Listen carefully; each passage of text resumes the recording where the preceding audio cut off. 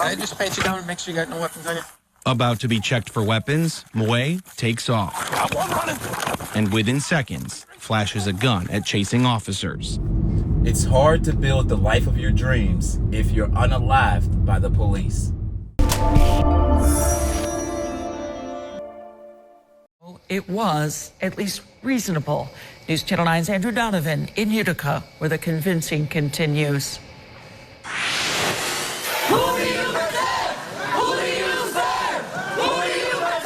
An officer's deadly shooting of a 13-year-old in Utica is bringing together local and national protesters. But the rawest outrage comes from the teen's brother. It's killing me that my brother is not here with me and my family. The family, which immigrated from Southeast Asia, knows a different side of the teen than the one depicted in footage shared by police 24 hours after the shooting. One of the reasons why we stopped these individuals was armed robbery. I just pat you down and make sure you got no weapons on you. About to be checked for weapons, Moe takes off. And within seconds, flashes a gun at chasing officers. This is a pellet gun. It looked the splitting image of a true Glock handgun. The police chief points to frames of video not highlighted over the weekend, showing the gun in the teen's hands after police tackle him, 3 seconds before an officer fires, indicating he ignored orders to drop it. If you have a bias against police, you're probably not going to change your mind. But if you're open-minded, then hopefully all the videos will give you a different perspective. Okay, so the main problem that I see with the media coverage of this event is that the media covers this from the perspective of a therapist. See, a therapist can't give you an immediate solution to your problem. They want to know your backstory. They want to know about past traumas and where you're from and how your communication skills line up with the police's communication skills and were the police even justified to do what they were doing in the first place. Over here at Built for Builds, I give advice as a coach. As a coach who does not want to see young black men or men, young people period, being killed by the police. Okay, I'm giving you a straight answer as to what you can do to make sure that you're not unalived by the police as well.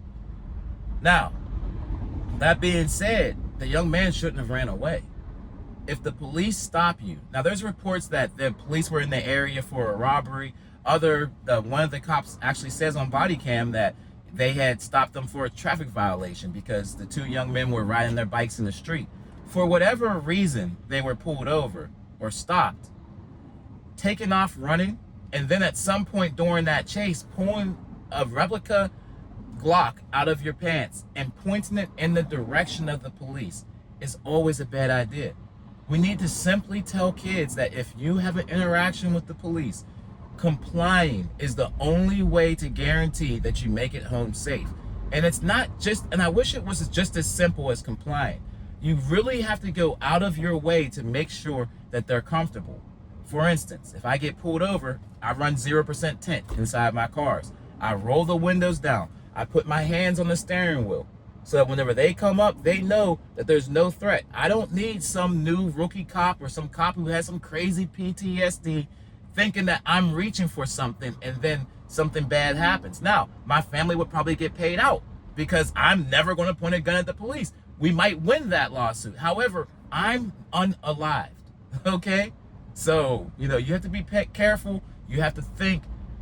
At Built for Builds, we're not a constitutional rights channel. So a lot of people will watch these interactions and they'll say, well, he had the right to be able to do X, Y, Z. Over here, we're not, this is coach's advice. I can't give you advice as far as what's a violation of your rights and what's not. I could tell you that if you don't run from the police and you don't point guns at them, the chances of you being unalived by the police go down exponentially. So it's a shame. It's a sick, disgusting story, to be honest with you. I wish that there were less of them. But until next time, guys, it's Built for Builds.